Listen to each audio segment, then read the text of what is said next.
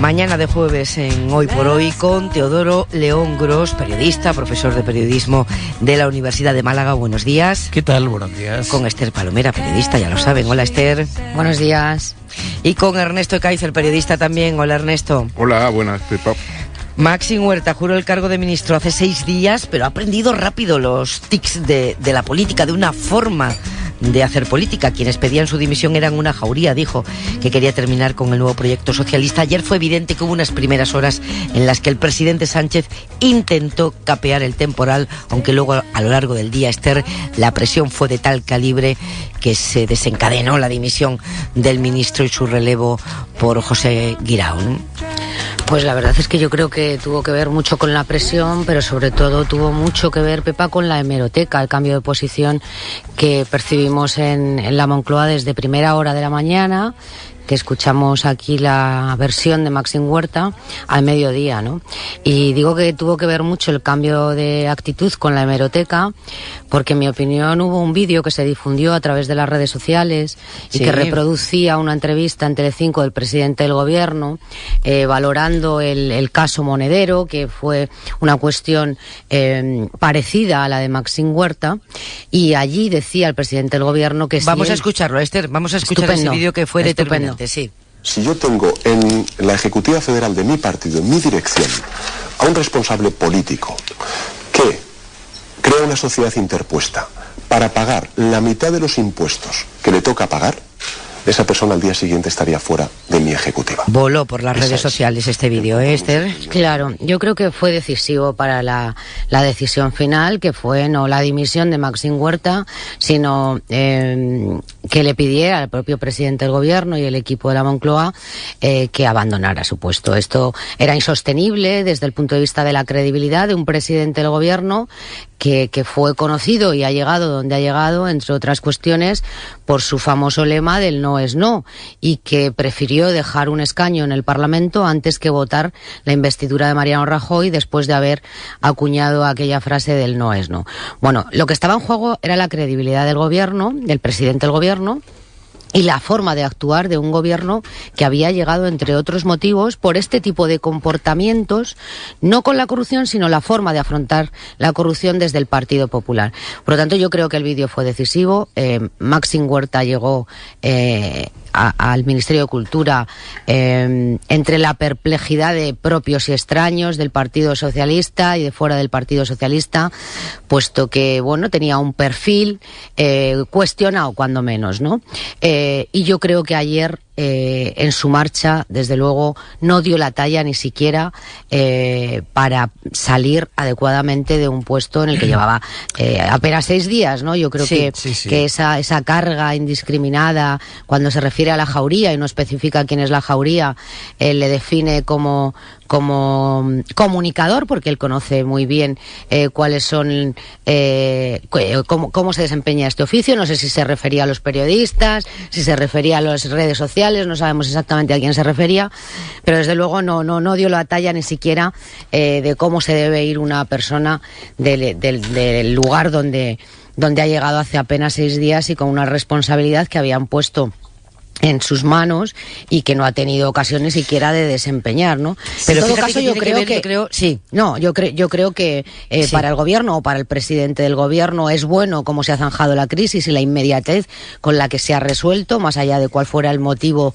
que determinó este abrupto final, porque marca la diferencia de cómo ha actuado el Partido Popular en casos incluso muchísimo más graves que el que conocimos ayer del exministro ya de Cultura. Por lo tanto, sí, el discurso de Maxim Huerta por la tarde me hacía pensar en nuestra cultura política, ¿no? Porque este es un señor que tiene trabajo fuera de la política, que ha sido llamado a la política de una manera excepcional, en una circunstancia excepcional, y que por lo tanto con absoluta naturalidad podía haber dicho: yo considero que lo he hecho todo bien, no quiero perjudicar a un proyecto, vuelvo allí donde estaba trabajando hace una semana, ¿no? Sí.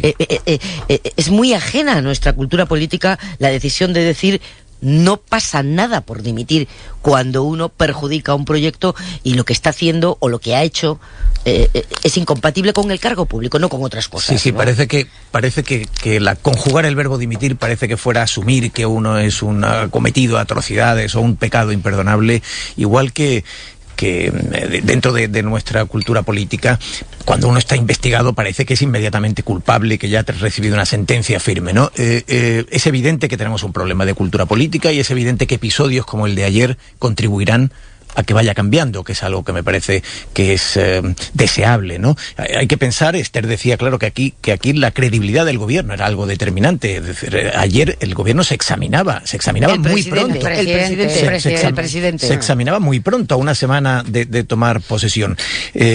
Claro, Maxim habla de jauría.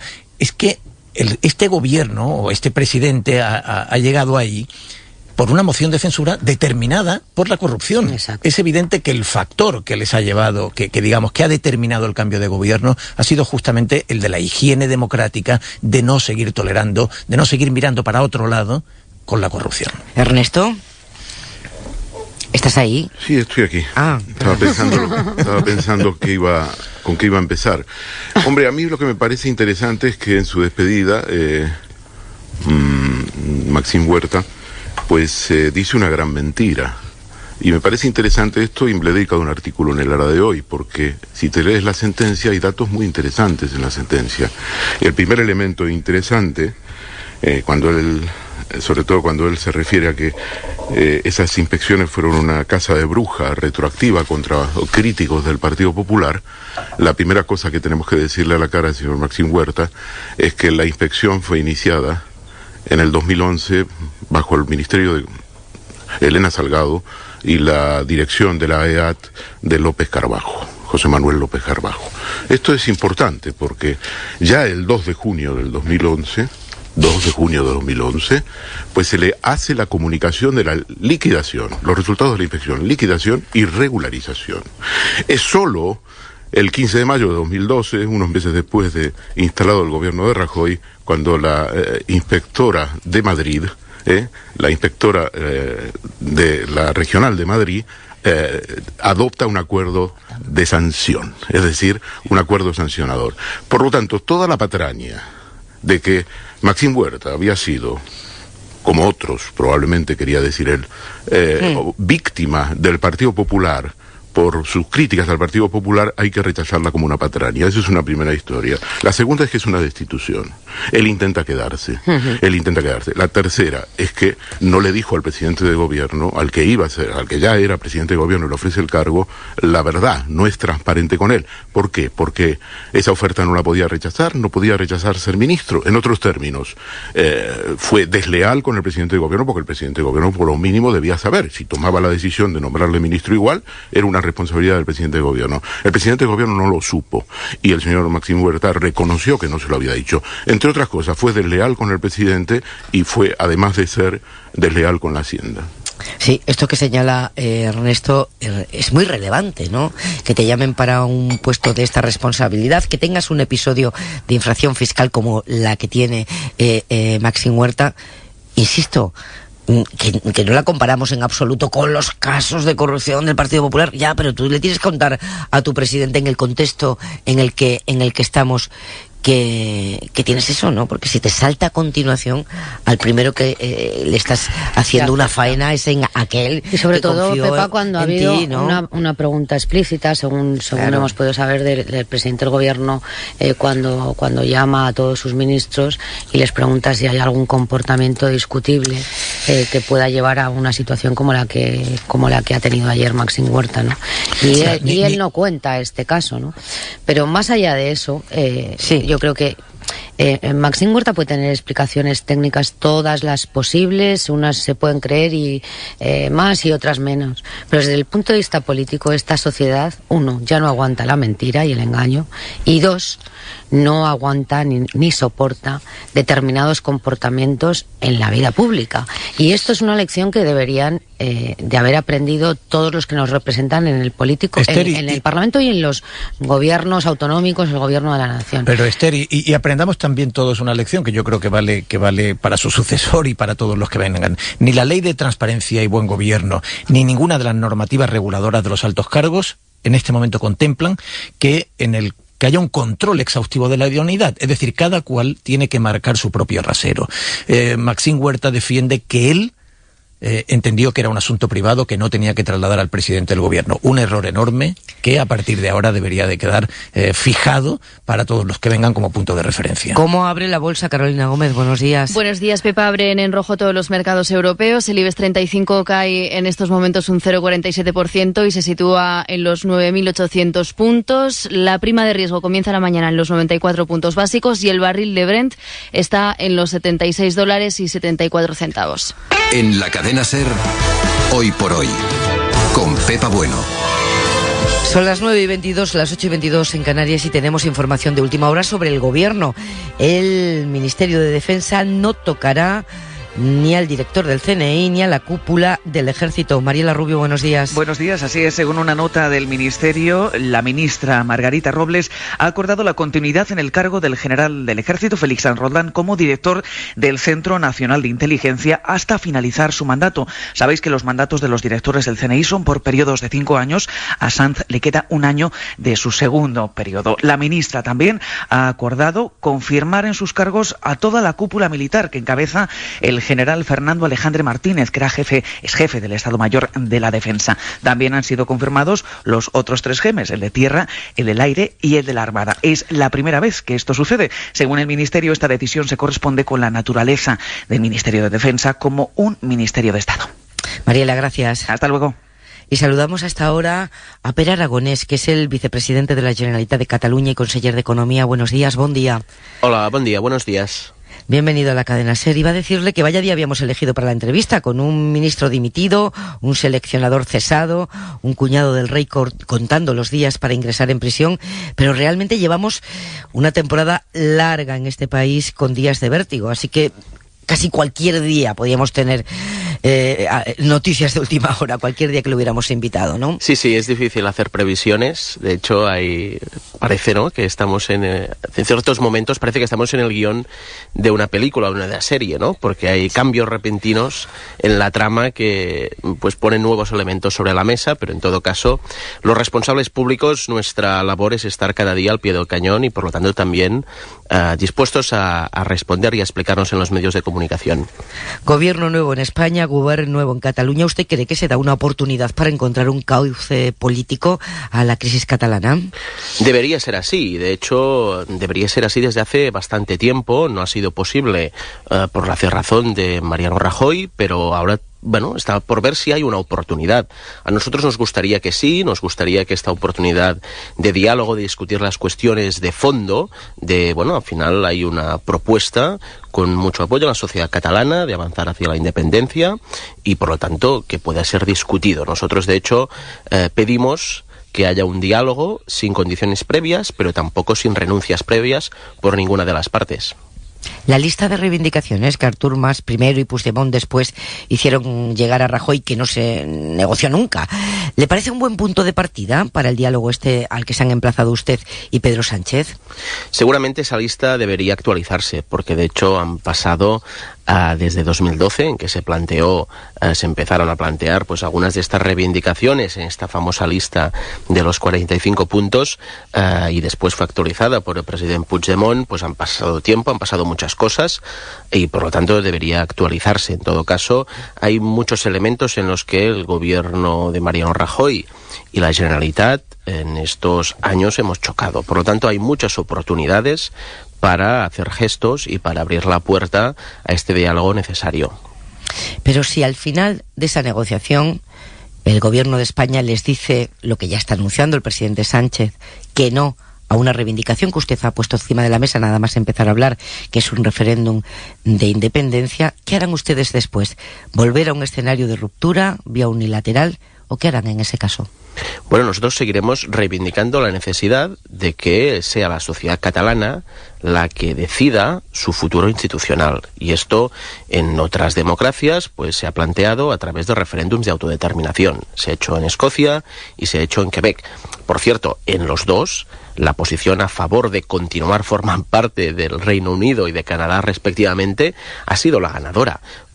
Por lo tanto, estaría bien que los que defienden que Cataluña y España deben ser un mismo Estado y no dos Estados aliados y amigos, como proponemos nosotros, pues lo puedan ganar en las urnas, y de hecho legitimaría mucho más su posición que no la negativa a entrar a discutir esta situación. En todo caso, si no se aborda la cuestión de fondo, que es el planteamiento de la soberanía de Cataluña, no estaremos resolviendo el problema.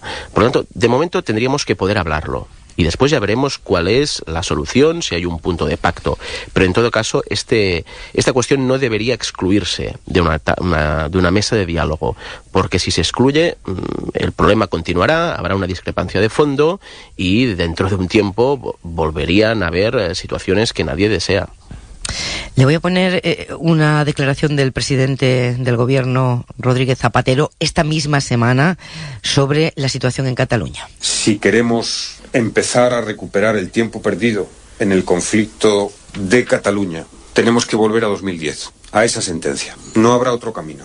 Se refiere a la sentencia del Tribunal Constitucional sobre el Estatut de 2006. Y en sentido similar se manifestó el Cercle de Economía, que proponía elaborar un nuevo estatut con rango de Constitución catalana, con reconocimiento nacional, sometido a referéndum y que regularía todas las cuestiones exclusivas de la comunidad catalana, como la lengua, la educación, la ordenación territorial, la gobernanza, el autogobierno. ¿Ustedes estarían dispuestos a dialogar sobre una propuesta así, por una solución así? Para nosotros, dialogar y que haya propuestas sobre la mesa, pues es positivo. Ahora, como diría mi abuelo Antonio, a buenas horas mangas verdes. Es decir, que ahora el señor Zapatero plantee lo que no hizo cuando él era el responsable en 2010, y podría haber lanzado un mensaje en julio de 2010, cuando hubo la sentencia sobre el Estatuto de Autonomía, con propuestas de recuperación vía leyes orgánicas de lo que había quedado anulado en el Estatut por parte del Tribunal Constitucional. Él tuvo la oportunidad. Entonces, ahora coger la máquina del tiempo y ir 8 años atrás para plantear una solución que en su momento se tendría que haber adoptado, y que el hecho de no adoptarse es lo que también, y de no adoptar ninguna otra, de no tener ninguna propuesta política hacia Cataluña sobre la mesa, es lo que ha provocado en parte que estemos en la situación actual. Y de hecho, mire, yo defiendo la independencia desde que tengo conciencia política, ¿no? Como muchos otros compañeros de Esquerra Republicana. Pero hay mucha gente que se ha sumado al proyecto de la independencia de Cataluña porque no han tenido ninguna propuesta alternativa por parte de los grandes partidos estatales, ¿no? Por lo tanto, nos lo han puesto muy fácil, y en concreto Mariano Rajoy nos lo ha puesto muy fácil a los independentistas para cada vez sumar más gente a nuestro proyecto. Le ponía estas dos propuestas de las últimas semanas, la del presidente Zapatero y la del Círculo de Economía, porque ustedes hablan de ampliar la base. ¿Cómo piensan hacerlo sin incorporar a sus aspiraciones la voluntad del 50% de los catalanes que no quieren la independencia? Les ponía estos dos ejemplos para preguntarles si están dispuestos a aceptar una solución de autogobierno que concilie esas dos mitades clarísimas que hay en Cataluña, la de quienes quieren la independencia y la de quienes no la quieren, o la única solución que contempla es la de quienes quieren la independencia. No, nosotros la solución que contemplamos es la que voten los catalanes, ninguna otra. Y por lo tanto la que sea aceptada por una mayoría de los catalanes. Evidentemente, cuando esto se debate, pues defendemos nuestra opción, como lo hacen quienes plantean quedarse con el statu quo actual o mejorar el autogobierno vía un nuevo estatuto, una reforma constitucional. De hecho, que haya propuestas sobre la mesa ya es positivo. Después podemos estar de acuerdo o no, podemos discutirlas, pero hemos pasado un tiempo de sequía de propuestas. Ahora hay propuestas encima de la mesa. Bueno, bienvenidas sean. A partir de aquí entraremos a discutirlas.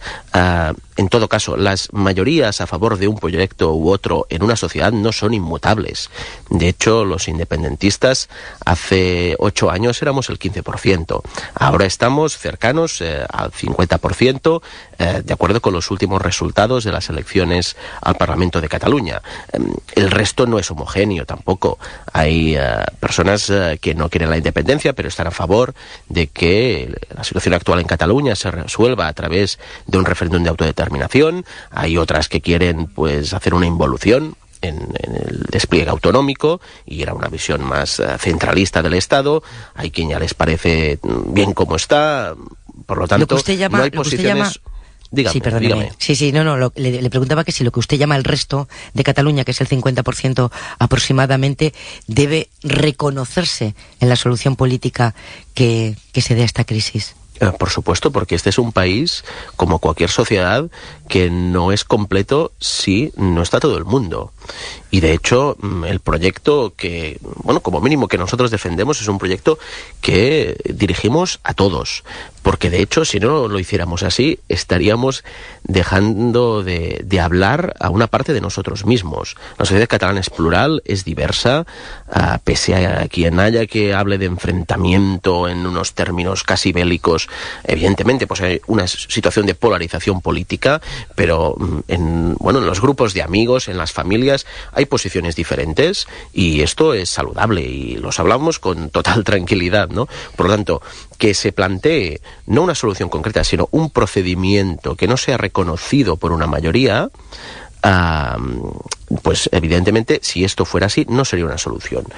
Por eso, desde hace mucho tiempo, planteamos que la solución que se adopte debe ser votada por el pueblo de Cataluña, por la sociedad catalana, y si puede ser una solución que encuentre grandes consensos, mejor. Nosotros siempre trabajaremos como opción política para que sea la nuestra. De hecho, no pedimos a los representantes del PSC o de Catalunya en Comú Podem, incluso de Ciutadans o del Partido Popular, que renuncien a sus posiciones, ¿no? Y en todo caso, al final quien tiene que decidir es la sociedad catalana, cómo quiere organizarse y cómo quiere vivir conjuntamente y colectivamente. ¿Acudirá a las reuniones sobre financiación autonómica que convoque el Gobierno central, por ejemplo, a las del Consejo de Política Fiscal y Financiera? Pues falta por verlo, porque de hecho hasta el momento no han servido de mucho. Y falta ver si pasar de Cristóbal Montoro a María Jesús Montero hay cambios. Yo espero que haya cambios, porque con el ministro Montoro hay y había profundas diferencias entre la posición de la Generalitat y la posición del Gobierno del Estado. En todo caso, antes de hacer un nuevo contrato, debe verificarse el cumplimiento del contrato vigente. Y hay elementos que no se están cumpliendo de la financiación autonómica actual, desde cómo se calculan los anticipos a cuenta en cada año, que provoque que al cabo de 2 años tengamos unas liquidaciones que son recursos que 2 años antes hubieran hecho mucha falta, desde que algunas competencias específicas de la Generalitat de Cataluña que no tienen otras comunidades autónomas, como por ejemplo la Policía Integral, que es la Policía Autonómica, los Mossos d'Esquadra, que tienen una financiación específica, aquí hay una deuda pendiente de 700 millones de euros. La inversión en infraestructuras que también forman parte del marco del sistema de financiación, ¿no? Por lo tanto, primero acudirá personalmente a defender eso al Consejo de Política Fiscal y Financiera. Yo plantearé esto a la ministra María Jesús Montero, que además nos conocemos porque he asistido representando a la Generalitat de Cataluña en mi condición anterior de secretario de Economía de la Generalitat en algunos consejos de política fiscal y financiera, y nos sentábamos al lado. Por tanto, hay una personalmente, pues nos conocemos y por lo tanto no hace falta presentación, y en todo caso yo creo que primero tiene que haber una reunión bilateral del presidente de la Generalitat con el presidente Sánchez. Se ha pedido, será en las próximas semanas.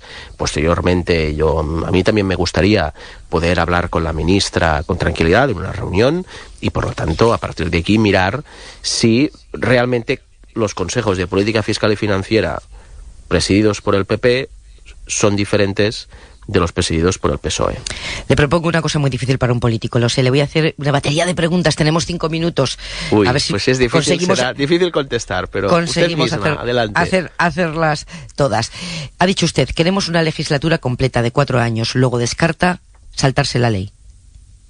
Nosotros lo que nos gustaría es que la ley no fuera un límite al debate político, porque si no hacemos un debate entre abogados, y no se trata de eso. Las leyes tienen que evolucionar de acuerdo con la sociedad. ¿Y mientras no evolucionen, hay que cumplirlas o no? Nosotros estamos convencidos que siempre las hemos cumplido. Y de hecho, por ejemplo, la intervención financiera de la Generalitat de Cataluña, que se hizo en septiembre, está recurrida ante el Tribunal Supremo y de hecho la ganaremos el recurso, y se demostrará que el ministro Montoro incumplió la ley al intervenir la Generalitat como lo hizo. Cuando alguien escribe no tweets urgentes, sino artículos de fondo en los que describe a quienes no piensan como él, como bestias con forma humana, ¿puede gobernar una comunidad tan plural como Cataluña? Yo creo que el presidente Torra ya ha dado explicaciones sobre estos escritos, ¿no?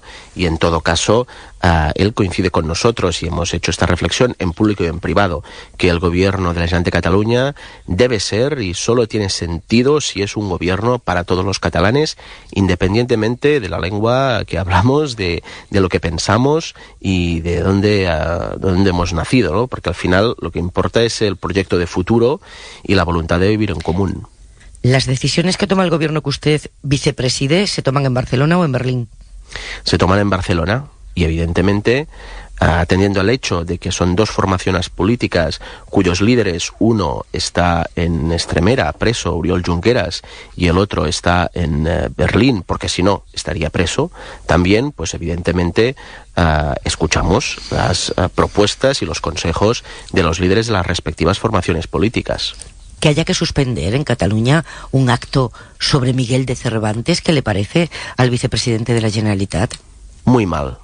De hecho, la libertad de expresión tiene sentido, el derecho a la libertad de expresión tiene sentido y tiene valor cuando se ejerce diciendo cosas que a ti no te gustan o no te parecen bien. Yo desconozco el contenido del acto, sí que estaba relacionado con Miguel de Cervantes, pero en todo caso no me parece bien. En Cataluña debe poder expresarse todo el mundo y por lo tanto me parece muy mal que se boicoteara ese acto.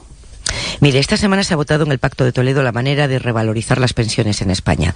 De una parte han votado PSOE, Unidos Podemos, Esquerra Republicana y Compromís para que esa revalorización se haga de manera automática con el IPC siempre y en cualquier circunstancia y para todos los pensionistas. Y de la otra parte han votado juntos PP, Ciudadanos, PDeCAT y PNV. Todas las derechas han montado juntas sin distintivos identitarios para que la revalorización dependa del ciclo económico, de si crece o no la economía y si afecta o no a todas las pensiones, a las altas y las bajas. Votaciones con esta línea ideológica tan clara se dan en el Parlamento español con mucha frecuencia. ¿Esquerra Republicana estaría más cómoda gobernando en Cataluña, por ejemplo, con los comunes y el PSC?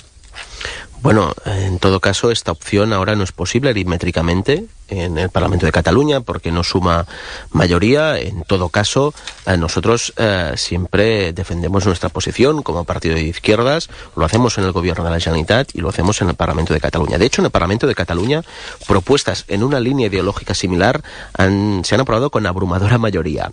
Por ejemplo, en materia de alternativas a los desahucios por impago de hipotecas. Por ejemplo, en la implantación de la renta garantizada de ciudadanía. Por ejemplo, en relación a proyectos y a propuestas para evitar la pobreza energética. Y el PDeCAT o la antigua Convergencia se ha sumado a estas propuestas y, de hecho, hasta se ha sumado a Ciutadans. Y en todos estos casos, o en algunos de estos casos, nos hemos encontrado que el Tribunal Constitucional lo ha limitado, ¿no? Por lo tanto, las cuestiones sociales y las cuestiones de soberanía se entrecruzan a menudo. Terminamos. ¿Cuándo habló con Oriol Junqueras por última vez?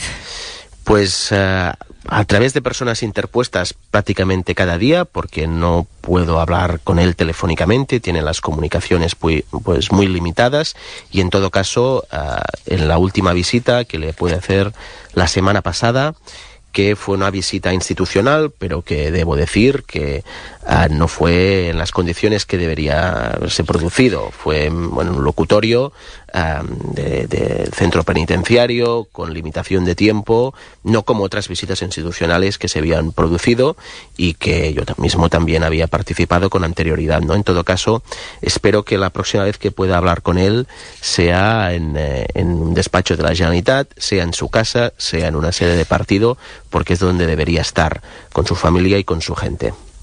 ¿Usted cree que ha merecido la pena este destrozo? Nos ha contado todo lo que ha hecho mal Rajoy y todo lo que han hecho mal los sucesivos gobiernos españoles. ¿Qué han hecho ustedes mal para llegar a este destrozo? Bueno, autocrítica siempre se debe hacer, ¿no? Y porque si no, si alguien nace sabiéndolo hacerlo todo bien, pues sería alguien realmente extraordinario, ¿no? Seguramente pues hay cosas que se deberían hacer mejor y en todo caso lo que es importante es el aprendizaje, y a partir de aquí yo creo que ahora hay una oportunidad que está por ver si es una oportunidad con bases fuertes para juzgarla así, o es una oportunidad pasajera o solo de gestos y muy superficial, ¿no? En todo caso, lo vemos. Ahora hay la oportunidad de poder empezar una nueva etapa que esté presidida por el diálogo, sin limitaciones, sin condiciones previas, pero sin renuncias. Nosotros no vamos a renunciar a nuestro proyecto político para sentarnos en una mesa a dialogar, no vamos a exigir lo mismo, no vamos a exigir que el gobierno del Estado renuncie a su visión, a su proyecto político para sentarse a negociar. En todo caso, a mí me gusta mirar hacia adelante, al futuro, soy optimista de la voluntad, como decía Antonio Gramsci, pesimista de la razón, optimista de la voluntad, y por lo tanto me gustaría esperar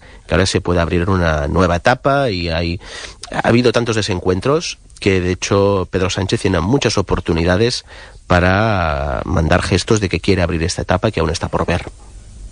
Pere Aragonès, vicepresidente de la Generalitat de Cataluña, conseller de Economía, el hombre fuerte actual de Esquerra Republicana. Gracias por estar en la SER. Buen día. Muchas gracias por esta oportunidad. En la cadena SER, Hoy por Hoy, con Pepa Bueno. Y con Ernesto Ekaizer, Esther Palomera y Teodoro León Gros. Después de esa entrevista con Pere Aragonès, el vicepresidente de la Generalitat de Cataluña, de la que, ¿qué destacarías, Ernesto? El tono de este hombre fuerte ahora de Esquerra Republicana es un tono evidentemente distinto. Ahora, del fondo, ¿qué destacarías del fondo? Bueno, Pere Aragonès venía propiciando un diálogo con el gobierno de Rajoy desde hace mucho tiempo. De hecho, cuando Rajoy ya empezó a decir de que, en fin, después, antes del levantamiento del 155, pero sí lo llegó a plantear que, bueno, que estaba dispuesto a dialogar y todo esto, coincidía y se cruzaba con los mensajes de Pere Aragonès. Por lo tanto, digamos, la posición suya es una posición de este tipo muy anterior a la situación actual. Hombre, yo lo que creo es que,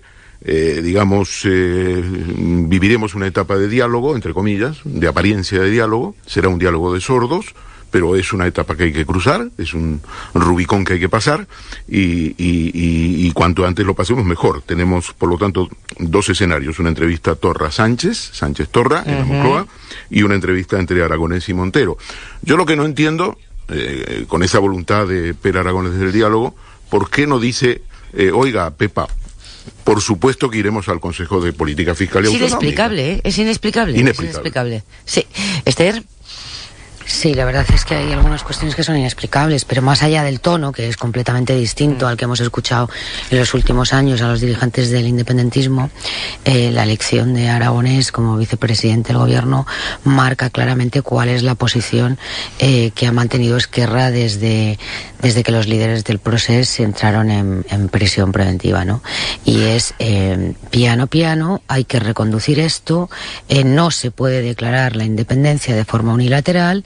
Y lo más importante, el independentismo no tiene mayoría ni parlamentaria ni social para transitar por el camino que transitó en el pasado, y yo creo que la elección de Aragonès tiene mucho que ver con eso, y su discurso es absolutamente coincidente con el que hemos leído en distintas entrevistas y artículos que el propio Junqueras publicó desde prisión, ¿no?, en distintos medios de comunicación.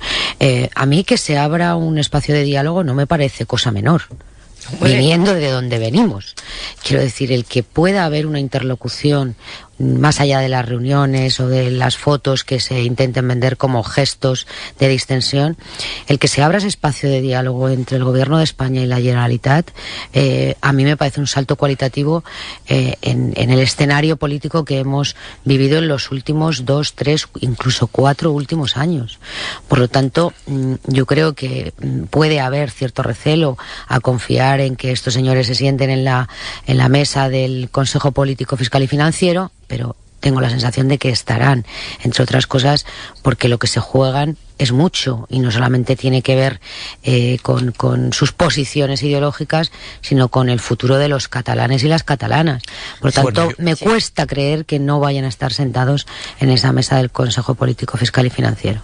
Sí, yo creo que hay que celebrar el tono, ¿no? Es un tono indudablemente, no solo que transmite afabilidad o amabilidad, ¿no?, sino que transmite disposición a un cierto entendimiento.